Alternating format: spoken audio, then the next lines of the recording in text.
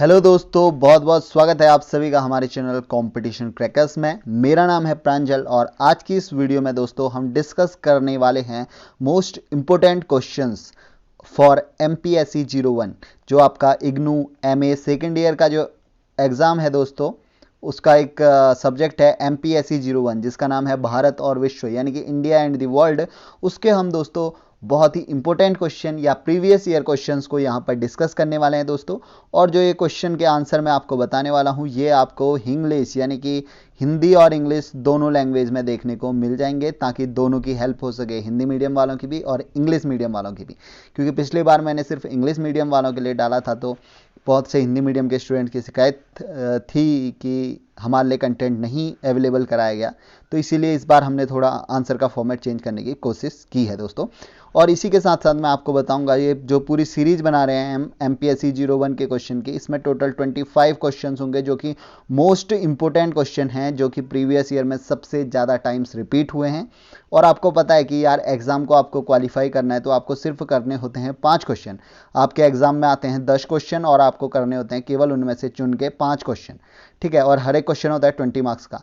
तो 20 मार्क्स के लिए आप किस तरीके से लिखेंगे, कितना लिखेंगे, और सारे के सारे क्वेश्चन मैं दावे करता हूं दोस्तों, आपके 5 के 5 क्वेश्चन जो आपको सॉल्व करने हैं वो आप इस 25 इंपोर्टेंट क्वेश्चन को बना लीजिए। आपका एक भी क्वेश्चन इसमें नहीं छूटेगा 5 क्वेश्चन में, ठीक है। तो डिस्कस कर लेते हैं। तो अब आप कैसे ये बाय करेंगे इस PDF को, ये मैं बता देता हूँ। अगर आप 1 मई के बाद ये वीडियो देख रहे हैं तो दोस्तों 1 मई को मैं जो है डिस्क्रिप्शन बॉक्स में, इसी वीडियो के डिस्क्रिप्शन बॉक्स में आपको लिंक दे दूंगा, ठीक है, बाय करने की इस PDF को, जिसमें कि आपको 25 इंपोर्टेंट क्वेश्चन सारे के सारे देखने को मिल जाएंगे। और ये आपको सिर्फ और सिर्फ ₹99 में अवेलेबल हो जाएंगे पूरे सब्जेक्ट के। MPSC 001 यानी कि India and the world, Bharat और विश्व के जितने भी इंपॉर्टेंट क्वेश्चन है वो आपको 99 रुपीज़ में अवेलेबल हो जाएंगे। ये एक डेमो के लिए आप देख लीजिए कि आपको कितना समझ में आ रहा है चीज़, ठीक है। और इसके आगे भी क्वेश्चंस मैं आपको डिस्कस कराऊंगा, ऐसी बात नहीं है, डिस्कस हम करेंगे। तो क्वेश्चन है, how do political parties affect the foreign policy. तो दोस्तों मैं आपको एक बार बता देता हूं कि इसमें क्या कहने का प्रयास किया गया है। ये कह रहा है कि किस प्रकार से पॉलिटिकल पार्टीज यानी कि जो राजनीतिक दल होते हैं वो फॉरेन पॉलिसी, विदेश पॉलिसी को या विदेश नीति को प्रभावित करते हैं। ये चीज़ हम यहाँ पर समझते हैं। तो देख लीजिए दोस्तों, यहाँ पर बिल्कुल आसान सी लैंग्वेज में मैंने लिखा हुआ है कि डेमोक्रेसी में हर पार्टी की अपनी कुछ विशेष पॉलिसीज रहती हैं, ठीक है। अब जैसे इंडिया है, इंडिया में हमारे जितनी भी पॉलिटिकल पार्टीज हैं कुछ ना कुछ सबकी विशेष पॉलिसीज अपनाती हैं। और वो पॉलिसीज किस पे बेस्ड होती हैं, उनके आइडियोलॉजीज पे, ठीक है। सबकी अपनी अपनी आइडियोलॉजी है। जैसे कि कम्युनिस्ट पार्टी की कम्युनिस्ट आइडियोलॉजी है, ठीक है। सपा की हम बात करते हैं, सोशलिस्ट आइडियोलॉजी पर वर्क करती है। हमारी बीजेपी है, बीजेपी नेशनलिस्ट आइडियोलॉजी पर वर्क करती है। ऐसे ही कांग्रेस है, वो लिबरलिस्ट आइडियोलॉजी पर वर्क करती है। तो सबकी अपनी अपनी आइडियोलॉजी है और उसी आइडियोलॉजी पर उनके यानी कि राजनीतिक पार्टी के सिद्धांत बने हुए रहते हैं। अब देख लेते हैं, न केवल ruling party but opposition party भी फॉरेन पॉलिसी को प्रभावित करती है। अब इसका क्या मतलब है, देखो रूलिंग पार्टी को आपको पता ही, रूलिंग पार्टी कौन सी पार्टी होगी, जो लोकसभा में बहुमत में होगी, यानी कि जो कैबिनेट गवर्नमेंट, जो कैबिनेट बनी होगी, कैबिनेट का पार्ट कौन होती है, रूलिंग पार्टी होती है। तो रूलिंग पार्टी का तो प्रभाव होगा ही, क्योंकि एक्सटर्नल अफेयर मिनिस्ट्री जो बनी होगी उसमें रूलिंग पार्टी ही आपकी बैठी होगी। तो रूलिंग पार्टी का तो डायरेक्ट कंट्रोल होगा किस पर, फॉरेन पॉलिसी पर। बट यहां पर बताने की कोशिश की जा रही है कि अपोजिशन पार्टी भी प्रभाव डालती है, ठीक है, प्रभाव डालती है किस पे, फॉरेन पॉलिसी पे। अब जैसे कि कोई एग्जांपल आप देखो, यदि कोई पार्टी कहती है, मान लो ये एक पार्टी है ए और बी पार्टी है, ठीक है, ए और बी दो पार्टी हैं। अब मान लो बी जो पार्टी है वो रूल कर रही है, अभी रूलिंग पार्टी है। अब मान लो क्या होता है कि बी पार्टी के टाइम पे, यानी कि जब बी पार्टी रूल कर रही थी, तो इस टाइम पे बांग्लादेश के बहुत सारे घुसपैठिए आ गए, ठीक है। क्यों, जॉब की उसमें, या अपना यहाँ एक लिवलीहुड ढूंढने के लिए इंडिया आ गए वो घुसपैठ करके, ठीक है। तो बी पार्टी क्या कर रही है, बी पार्टी ने उनके खिलाफ कोई भी, उनके अगेंस्ट कोई भी रूल नहीं निकाला या उनको भगाने की कोशिश नहीं करी। बट इसी चीज को कौन पकड़ लेगी, ए पार्टी, क्योंकि ए पार्टी तो अपोजिशन में है। ए पार्टी ने पकड़ लिया कि यहां पर से बांग्लादेश घुसपैठिए आ रहे हैं और बी पार्टी कुछ भी नहीं कर रही है। तो ये ए पार्टी क्या करेगी, पब्लिक को बताएगी कि ऐसा ऐसा कर रही है बी पार्टी, लेकिन यदि हम अगर आ गए, आप अगर ए पार्टी को अगर रूलिंग पार्टी बना देते हो वोट के थ्रू, इलेक्शन के थ्रू, तो जैसे ही ए पार्टी आएगी वो कहती है कि हम इन बांग्लादेशी घुसपैठियों को क्या कर देंगे, एकदम क्लियर कर देंगे यहाँ से, यानी कि इनको अपने देश वापस भेज देंगे, ये कहती है ए पार्टी। तो अब क्या होगा, अब चुनाव होगा तो लोगों को पता है, ठीक है, चुनाव कौन करेगी, यहाँ पर जनता करेगी फैसला।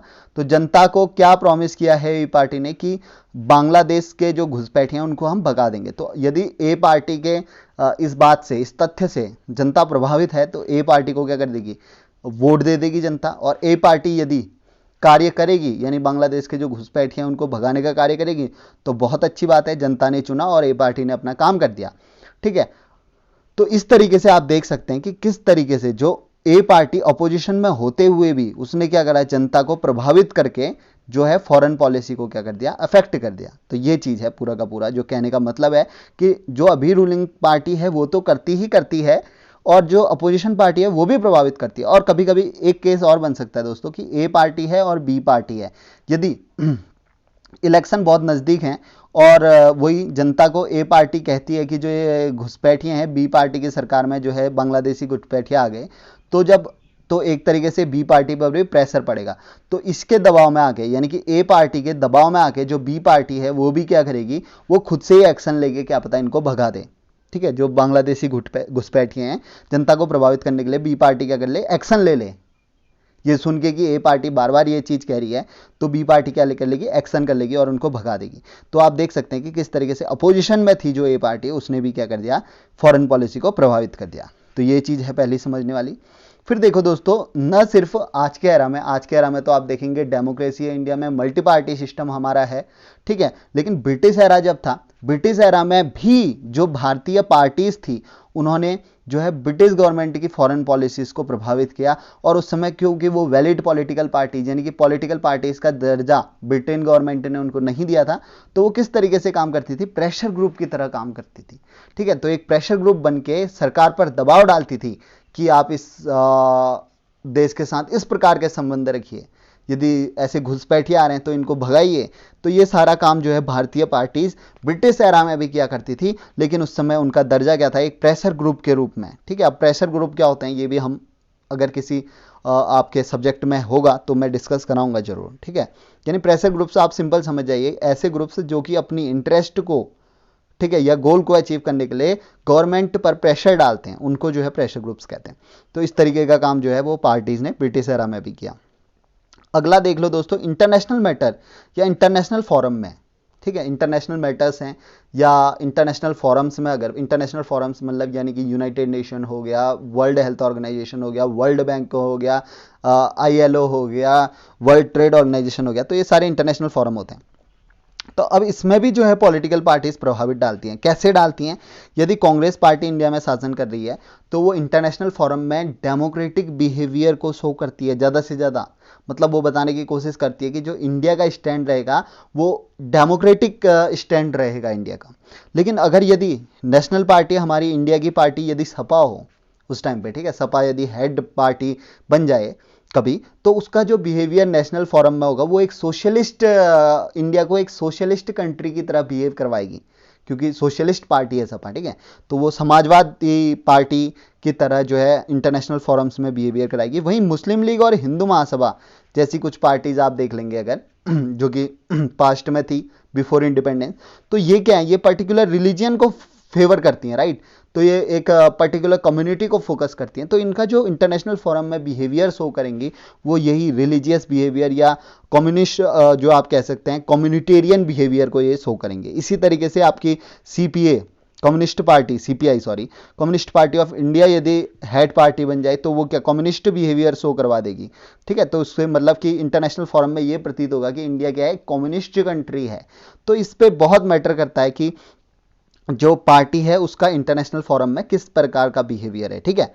फिर बात कर लेते हैं दोस्तों, अब देखो क्योंकि ये पार्टी तो बहुत सारी हैं हमारी, हमने बोला कांग्रेस, डेमोक्रेटिक्स और सपा सोशलिस्ट पार्टी है, लेकिन इन सबका एक कॉमन फीचर है दोस्तों। कॉमन फीचर ये है कि सबकी अपनी अपनी अलग आइडियोलॉजी होने के बाद भी, सबके अपने अपने इंटरेस्ट अलग होने के बावजूद भी, ये सब कॉलोनियलिज्म, उपनिवेशवाद को, इंपीरियलिज्म को, ठीक है, उपनिवेशवाद को आप कह सकते हैं, जो ब्रिटेन ने जो यहाँ पर क्रूएल्टी दिखाई कॉलोनी बना के, उन सब वो सब पार्टियां उस चीज का विरोध करती हैं, ठीक है। तो ये चीज इनमें कॉमन कैरेक्टर है। फिर अब देखो दोस्तों, अब इंडिया की बात करते हैं तो कांग्रेस का रोल सबसे ज्यादा इंडिया में देखने को मिला है। आपको पता है जैसे ही देश आजाद हुआ तो कांग्रेस के हाथों में सत्ता चली गई जवाहरलाल नेहरू के समय से, और अगर आप देखेंगे बहुत पावरफुल रोल इनका रहा, ठीक है। अभी बीजेपी का तो अभी यहाँ पर शासन स्टार्ट हुआ है, इससे पहले कांग्रेस का ही आप मान के चलिए मैक्सिमम जो शासन रहा वो पूरा पावरफुल शासन या डोमिनेंट रूल कांग्रेस का ही रहा। तो कांग्रेस का रहा तो फॉरेन पॉलिसी भी कांग्रेस की आइडियोलॉजी में ही इंक्लाइन होंगी, राइट, ठीक है। जो पार्टी है उसी की तो आइडियोलॉजी चलेगी, चाहे वो फॉरेन पॉलिसी में हो चाहे डोमेस्टिक पॉलिसीज में हो। अब फॉरेन पॉलिसी में किसकी, कांग्रेस की चली। अब कांग्रेस के एम्बिशंस यानी कि कांग्रेस के प्लान, कांग्रेस का गोल क्या क्या था, वो था वर्ल्ड पीस को अचीव करना, ठीक है, यानी संसार में एक शांति का माहौल बना रहे। जवाहरलाल नेहरू की सबसे बेहतर आइडियोलॉजी थी ये। और उसके बाद कॉलोनियलिज्म और इंपीरियलिज्म, क्योंकि इंडिया ने तो खुद से सहा था साम्राज्यवाद, उपनिवेशवाद को इंडिया ने खुद से सहा था, तो इसका एबॉलिशन कराना हर एक देश से, क्योंकि आप देखेंगे इंडिया के आज़ाद होने के बाद भी बहुत सारे अफ्रीकन कंट्रीज ऐसे थे या लैटिन अमेरिकन कंट्री ऐसे थे जो कि गुलाम बने हुए थे।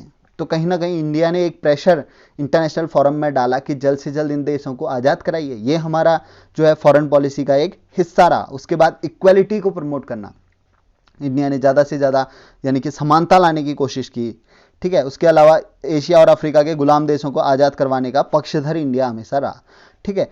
और अगर आप देखोगे तो 1980 तक, ठीक है, जब इंदिरा गांधी गवर्नमेंट लास्ट तक रही, तो 1980 तक जो कांग्रेस की फॉरेन पॉलिसी थी वो इन सभी प्रिंसिपल्स पर आधारित थी, ठीक है। जो नेहरू के प्रिंसिपल्स थे उन पर आधारित ये कांग्रेस की सरकार रही 1980 तक। अब उसके बाद 1980 के बाद क्या बदलाव आए वो देख लेते हैं, ठीक है, वो समझेंगे अभी। लेकिन पहले एक बार और चीज बहुत इंपॉर्टेंट, इंडियन फॉरेन पॉलिसी का जो बेसिस था वो था हमारा नॉन अलाइनमेंट, यानी कि गुट निरपेक्षता, ठीक है। नॉन अलाइनमेंट मतलब गुट निरपेक्षता, गुट निरपेक्षता, ठीक है, ये चीज आप याद रखना। गुट निरपेक्षता का सिद्धांत जो है वो अपनाया, और इंडिया एक लीडर था जिसने कि उस समय पे, जिस समय बहुत ज़्यादा प्रेशर था कि यूएसए को ज्वाइन करना है या यूएसएसआर को ज्वाइन करना है, ये दो शक्ति उस समय बटी हुई थी, तो इंडिया के ऊपर भी बहुत प्रेशर था कि आखिर यूएसए को ज्वाइन करें या यूएसएसआर को ज्वाइन करें, क्योंकि यदि एक कंट्री को ज्वाइन करोगे तो इसका मतलब था कि आप दूसरी कंट्री का सीधा से दुश्मन बन गए। यूएसए को ज्वाइन कर दिया तो यूएसएसआर के आप दुश्मन बन गए, यूएसएसआर को ज्वाइन कर दिया तो आप यूएसए के दुश्मन बन गए।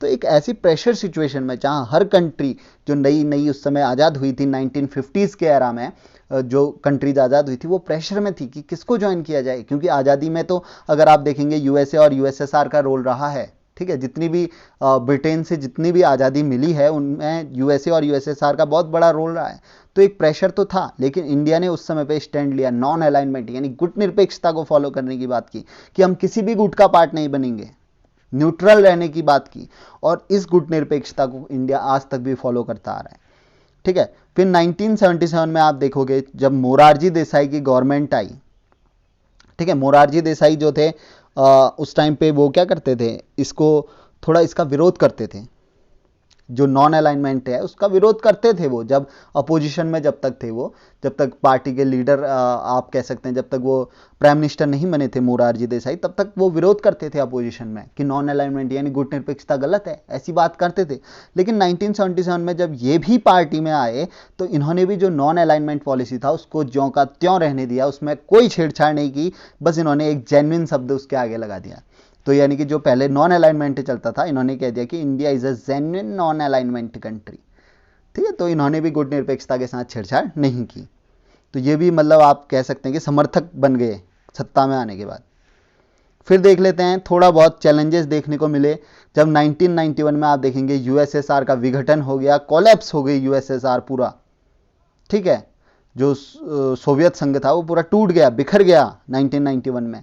लेकिन आप देखेंगे इंडिया का फिर से 1993 में, उस समय नरसिम्हा राव की गवर्नमेंट थी, उन्होंने उसके बावजूद भी, क्योंकि आप देखेंगे दो शक्तियां यदि हैं, एक यूएसए है एक यूएसएसआर है, दो शक्तियां थी, एक शक्ति का तो आप कह रहे हैं कि विघटन हो गया, एकदम कोलैप्स हो गई एक शक्ति, तो अब तो एक ही शक्ति बची है। तो कोई भी देश होता तो शायद यूएसए को उस समय ज्वाइन कर लेता, लेकिन नहीं। 1993 में भी नरसिम्हा राव की जो गवर्नमेंट थी उसने फिर से गुट निरपेक्षता का ही सिद्धांत अपनाया। उन्होंने कहा कि अमेरिका की तरफ भी नहीं जाएंगे हम, ठीक है, तो एक न्यूट्रल फेज उस समय भी जो है दिखाया कांग्रेस की गवर्नमेंट ने। फिर अगर आप देखेंगे 1998 में अटल बिहारी वाजपेयी के अंतर्गत बीजेपी की गवर्नमेंट सत्ता में आई, तो इन्होंने आप देखेंगे कि जो इनका एजेंडा था उसमें नॉन अलाइनमेंट यानी गुट निरपेक्षता का प्रयोग नहीं किया। मतलब कि उन्होंने ऑफिशियली ये बात डिक्लेयर नहीं की कि हम गुट निरपेक्ष हैं। ठीक है, एक ऑफिशियल डिक्लेरेशन होता है, उसमें इन्होंने नॉन अलाइनमेंट शब्द का प्रयोग नहीं किया। और आप देखेंगे कि किस तरीके से जो पहले हम बात करते थे पीस की, वर्ल्ड पीस ऑर्डर की, तो कहीं ना कहीं आप देखेंगे कि समय भी बदल चुका था और बीजेपी के आने के साथ साथ, बीजेपी की सत्ता में आने के साथ साथ थोड़ा हमारे देश में, क्योंकि उस समय बदलाव भी जरूरी था, क्योंकि आप देखेंगे बहुत सारी कंट्री, हम वर्ल्ड पीस की बात कर रहे थे, विश्व शांति की बात कर रहे थे, यहाँ यूएसए, यूएसएसआर, ठीक है, फ्रांस, जर्मनी, स्पेन, ये सारे कंट्रीज क्या कर रहे थे, खुद को एटॉमिक पावर की तरह डेवलप कर रहे थे। तो कहीं ना कहीं एक ये डर दिख रहा था कि आप शांति की बात कर रहे हैं, शांति की बात केवल तभी पॉसिबल है जब दूसरी तरफ भी शांति की बात की जाए। दोस्तों, एक जगह से शांति पॉसिबल नहीं है। अब आप इंडिया और पाकिस्तान का ही केस ले लीजिए। इंडिया ने हमेशा से चाहा कि शांति बने, शांति बने, लेकिन वो शांति तब तक नहीं बनी जब तक पाकिस्तान नहीं चाहेगा, तब तक शांति नहीं बनेगी दोस्तों। तो वही है कि मतलब कि ज्यों का त्यों रिजल्ट आप दो, जैसा एक्शन है वैसा रिएक्शन होना चाहिए। तो अब यहां पर आप देखेंगे कि और कंट्रीज खुद को एटॉमिक पावर की तरह डेवलप कर रही थी, इवन पाकिस्तान भी खुद को जो है एडवांस कर रहा था, मिलिट्रिकली खुद को एडवांस करते जा रहा था। तो इंडिया वहां पर विश्व शांति की बात कर रहा है ऐसी स्थिति में। तो ये बहुत जरूरी था कि इस विश्व शांति के कंसेप्ट को हमारे फॉरेन रिलेशन या फॉरेन पॉलिसी से थोड़ा इरेडिकेट करके अपने को भी मिलिट्रिकली स्ट्रांग किया जाए। तो वही काम करती है बीजेपी की गवर्नमेंट। बीजेपी की गवर्नमेंट जब 1998 में आती है तो अटल बिहारी ने बहुत ही पावरफुल स्टैंड एक लिया दोस्तों। उन्होंने सबसे पहले तो एटॉमिक पावर की बात की, जहां पर यूएसए ने सैंक्शन लगाए हुए थे कि कोई भी देश एटॉमिक पावर नहीं बनेगा हमारे सिवा। अपना तो वो करते थे एटॉमिक पावर का यूज, लेकिन अन्य देशों पे प्रेशर डालते थे कि आप एटॉमिक पावर का यूज नहीं करेंगे। तो ऐसे समय में 1998 में पोखरण का एटॉमिक टेस्ट करके, ठीक है, पोखरण में एटॉमिक टेस्ट करके अटल बिहारी वाजपेयी ने एक करारा जवाब जो है यूएसए को दिया और उन्होंने कहा कि नहीं, हम भी एटॉमिक पावर हैं। इंडिया को एक एटॉमिक पावर कंट्री यानी कि परमाणु शक्ति घोषित किया उन्होंने। पहली बार एटॉमिक टेस्ट का सरेआम यूज करके उन्होंने एक स्टैंड दिखाया कि इंडिया भी किसी से कम नहीं है। तो ये बहुत जरूरी भी था, क्योंकि स्टैंड लेना, जैसे कि मैंने समझाया आपको, कि शांति एक ही जगह से स्थापित नहीं हो सकती है। फिर 1998 में यहाँ पर एनएसए यानी कि नेशनल सिक्योरिटी एजेंसी की भी जो स्थापना की।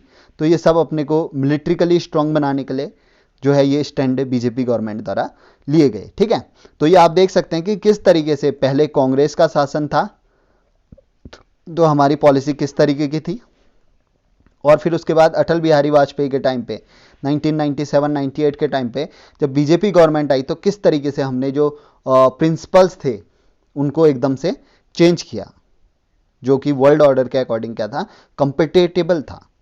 अब अगला पॉइंट देख लो कि कोई भी पार्टी वोटिंग या इलेक्शन से पहले एक घोषणा पत्र जारी करती है। आप सबको पता होगा, जब भी हमारे लोकसभा के हों चाहे आपके राज्य के विधानसभा के इलेक्शन हो, सब में जो है एक घोषणा पत्र जारी किया जाता है। हर पार्टी अपना अपना घोषणा पत्र जारी करती है। तो उस घोषणा पत्र में भी कुछ ना कुछ, अगर लोकसभा के इलेक्शन हो रहे हैं तो फॉरेन पॉलिसी को कुछ ना कुछ डिस्कस करती है गवर्नमेंट कि हम आगे तो इसके साथ ऐसे संबंध बनाएंगे। ठीक है, तो वहां पर भी कहीं ना कहीं आप देखेंगे जो घोषणा पत्र होता है उसके आधार पर भी आप किसी भी पार्टी की आइडियोलॉजी को, कि वो फॉरेन पॉलिसी किस तरीके की बनाने वाली है, उसको आप भांप सकते हैं। जैसे कि 1980 में जो इलेक्शन हुए उसमें कांग्रेस का जो घोषणा पत्र जारी हुआ उसमें कहा गया कि कंपूचिया, उस समय वियतनाम में, मतलब वियतनाम की जो गवर्नमेंट थी, हेंग सेमेरिन की गवर्नमेंट थी, उसने कंप्यूचिया में भी उसका ही साथ सत्ता लागू हो गई थी। और कांग्रेस ने कहा था अपने घोषणा पत्र में कि यदि 1980 का इलेक्शन वो जीत जाएंगी तो कंप्यूचिया में जो वियतनाम की हेंग सेमेरिन की सरकार बनी हुई है उसको वो क्या देंगे, मान्यता देंगे। और ऐसा हुआ भी। कांग्रेस जब दोबारा आई 1980 में तो उन्होंने जो हैंग सेमेरिन की कंपूचिया में सरकार थी उसको क्या करा, एक मान्यता दे दी। फिर इसी प्रकार का आपको देखने को मिलेगा 1989 के इलेक्शन में। बीजेपी ने घोषणा पत्र में कहा था कि एनएसए की स्थापना करेंगे, जो अब मैंने बताया नेशनल सिक्योरिटी एजेंसी, इसकी स्थापना करेंगे 1989 के इलेक्शन में कहा था, क्योंकि बीजेपी का उस समय लक्ष्य हो चुका था कि किस तरीके से देश को मिलिट्रिकली एडवांस बनाया जाए, किस तरीके से एटॉमिक शक्ति का विकास देश में किया जाए। ठीक है, तो उन्होंने कहा कि घोषणा पत्र में, तो 1990 में विश्वनाथ प्रताप सिंह के द्वारा जो है आपका एनएसए का गठन किया गया। ठीक है, और बाद में अटल सरकार, अटल गवर्नमेंट बनी जब 1997-8 के टाइम पे, तो उन्होंने इसे कारगर ढंग से और बेहतर किया। इसमें थोड़ा जो एनएसए बनाया गया था उसमें थोड़ा ट्रांसफॉर्मेशन लाए। ठीक है, तो 1989 में पहले ही इलेक्शन में बीजेपी ने घोषणा पत्र में ये चीज़ जारी कर दी थी कि वो एनएसए की स्थापना करने वाले हैं। फिर देखो अब क्या हो गया। ये तो अभी हमने देखा कि किस तरीके से जब कांग्रेस सत्ता में आती है तो क्या क्या परिवर्तन होते हैं, उसके बाद बीजेपी गवर्नमेंट सत्ता में आई तो क्या क्या परिवर्तन होते हैं। अब हमने देखा कि यदि सोशलिस्ट गवर्नमेंट सपा आ जाए तो क्या क्या परिवर्तन होंगे, और उसी के साथ साथ कम्युनिस्ट पार्टी ऑफ इंडिया आ जाए तो आप देखेंगे कि कहीं ना कहीं कम्युनिस्ट मूव होगा, सोशलिस्ट मूव होगा, बीजेपी में नेशनलिस्ट मूव रहता है, कांग्रेस में थोड़ा डेमोक्रेटिक लिबरल मूवमेंट देखने को मिलता है। ठीक है, तो ये सारे मूवमेंट तो हमने देखने को मिले। लेकिन क्या अब सवाल ये उठता है दोस्तों कि क्या जो स्मॉल पार्टीज हैं, हमारी रीजनल पार्टीज हैं, क्या वो भी फॉरेन पॉलिसी को प्रभावित करती हैं? तो इसका सिंपल सा आंसर है दोस्तों, हाँ। अब कैसे प्रभावित करती हैं स्मॉल पार्टी रूलिंग पार्टी को? ठीक है, क्योंकि आपको पता है इंडिया में क्या है, पार्लियामेंट्री सिस्टम है, तो पार्लियामेंट में केवल आपका रूलिंग पार्टी ही नहीं बैठती है दोस्तों, उसमें पार्लियामेंट में, लोकसभा में आपकी सभी पार्टियां जो भी जीते हुए हैं, जिसको भी जनता ने निर्वाचित किया है या जिसको भी जनता ने जिताकर पहुंचाया है लोकसभा में, वो सब पार्टियां यहाँ पर बैठती हैं। और जब डिस्कस होगा तो रूलिंग पार्टी के साथ साथ जो स्मॉल पार्टीज हैं वो भी इस डिस्कशन में भाग लेंगी, और वो भी अपना परामर्श जो है फॉरेन पॉलिसी के लिए दे सकती हैं, और यदि परामर्श अच्छा होगा तो जरूर उसको रूलिंग पार्टी अप्लाई करेगी। ठीक है, तो ये सारी चीज़ें हैं, यानी कि भारत के हित में कोई भी चीज़ होगी, कोई भी चीज़ जो है, कोई भी परामर्श यदि इंडियन इंटरेस्ट में दिया जाए, यानी कि देश के हित में दिया जाए, तो कोई भी, मुझे नहीं लगता कि कोई भी पार्टी अपने स्वार्थ को देश के हित से ऊपर रखेगी या रखना चाहिए। तो यदि स्मॉल पार्टीज भी ऐसे सजेशंस दें फॉरेन पॉलिसी से रिलेटेड जो इंडिया के, यानी कि देश के इंटीग्रिटी के, सोवरनिटी के हक में हो, तो जरूर उसका स्टैंड लेना चाहिए, और ऐसा देखने को अक्सर मिला भी है। ठीक है, तो यही चीज़ है कि स्मॉल पार्टीज भी इसमें जो है प्रभावित करती हैं फॉरेन पॉलिसी को, और किस तरीके से हमने पूरा देखा कांग्रेस, बीजेपी, और किस तरीके से जो पॉलिटिकल पार्टीज, अगर डिफरेंट पॉलिटिकल पार्टीज रूल करती हैं तो डिफरेंट फॉरेन पॉलिसीज होती हैं। ये सारा कुछ हमने इसमें डिस्कस किया है दोस्तों। तो अगर ये वीडियो अच्छी लगी तो दोस्तों, तो आपको सिर्फ एक काम करना है, वो है लाइक। इस वीडियो को लाइक कर देना है, कमेंट सेक्शन में आपको बताना है वीडियो आपको कैसी लगी। ठीक है, और इसी के साथ साथ आपको शेयर करना है इस वीडियो को। किन के साथ शेयर करेंगे दोस्तों? जिनका कि ये एग्जाम है। फालतू किसी के साथ शेयर नहीं करना है, उन लोगों को, यानी कि जो आपके मित्रगण हैं जिनको इसकी आवश्यकता पड़ेगी, उनके साथ आपको शेयर कर देना है ये।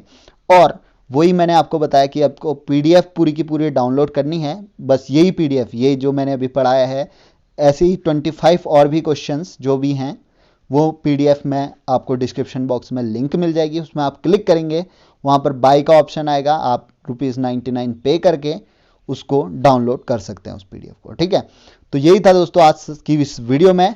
Thank you guys, thank you for joining. आगे भी ऐसी वीडियो अगर आप चाहिए तो आप इस चैनल को सब्सक्राइब कर सकते हैं।